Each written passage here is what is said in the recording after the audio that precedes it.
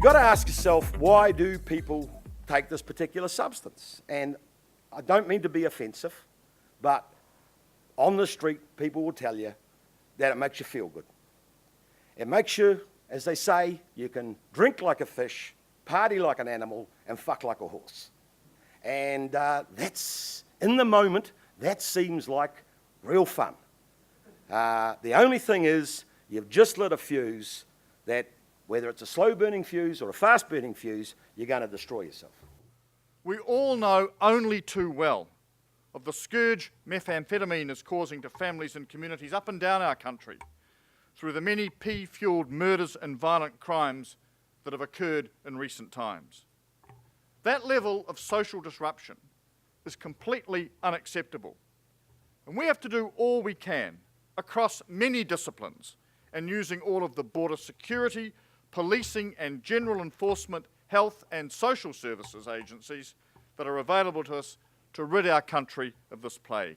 People I've known who've been involved in drugs, I have never seen anything like this drug, for Māori anyway, which actually switches off their connection to tikanga. I used methamphetamine and got sucked into that whole trip. But like many of the stories here that you've heard, we often get touched by something that happens in our life. And the thing that sort of woke me up was the death of a very good leader called Honourable, who killed himself in a most dramatic fashion and sort of caused us to think about what this particular substance was doing.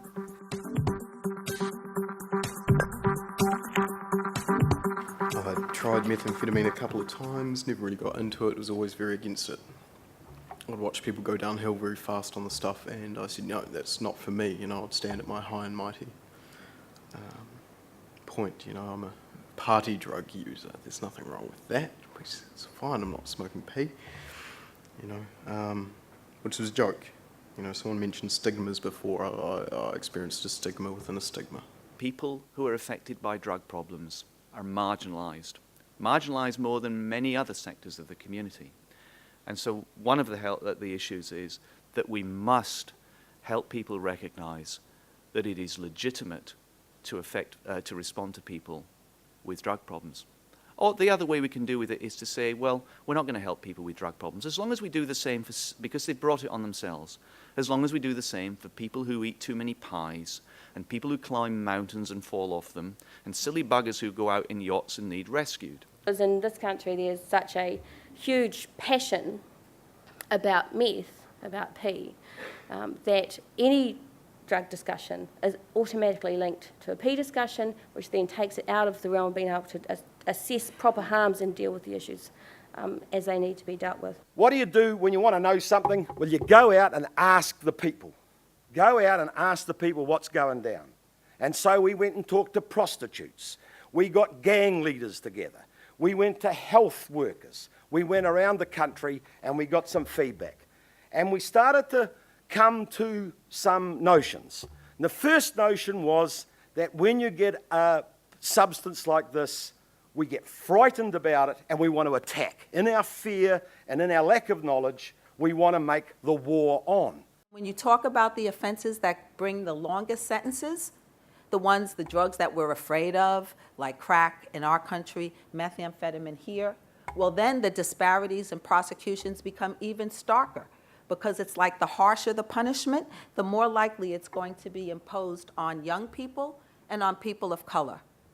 We ought to have some real pause about being part of a global system that does that in almost every country, that targets the weakest, not because they're the ones who are most guilty, not because they're the ones who are the most involved in law breaking, but because it's easy.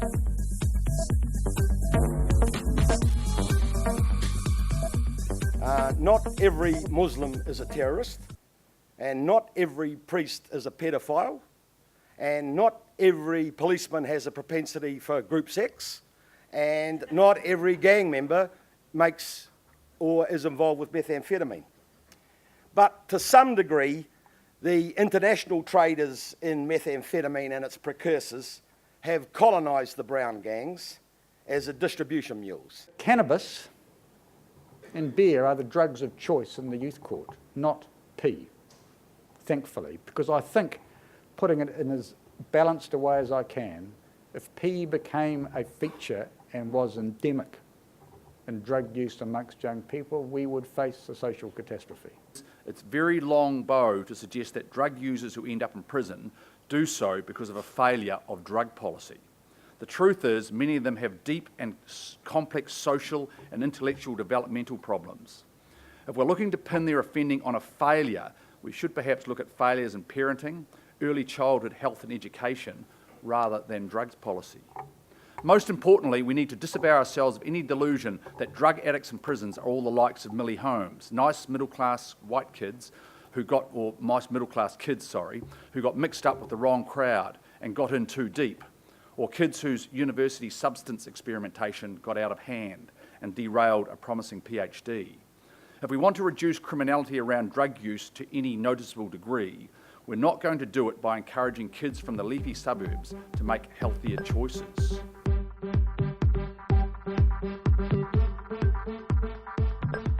Amphetamine use, simply put, a lot of people will say, screws up your relationships. So if we don't have clinicians who are able to establish and create relationships, we're not likely to retain people in treatment. And in fact, the treatment literature tells us, in the drug field and in others, we're not very successful at retaining people in treatment. And if we don't retain them in treatment, we can't have a treatment impact. I think law enforcement experience in New Zealand and overseas show the only way to make a big dent in the abuse of drugs is to do real damage to the supply chain. That means primarily taking out the organised crime syndicates that control the drugs trade. They need to be targeted at every level, from the street level distributors right back up to the cooks and importers, and most critical of all, the groups who control the huge sums of money that link the chain together. Law enforcement experience also shows that the worst thing we can do is half police the problem. It was mentioned before about if things don't get better, then why bother?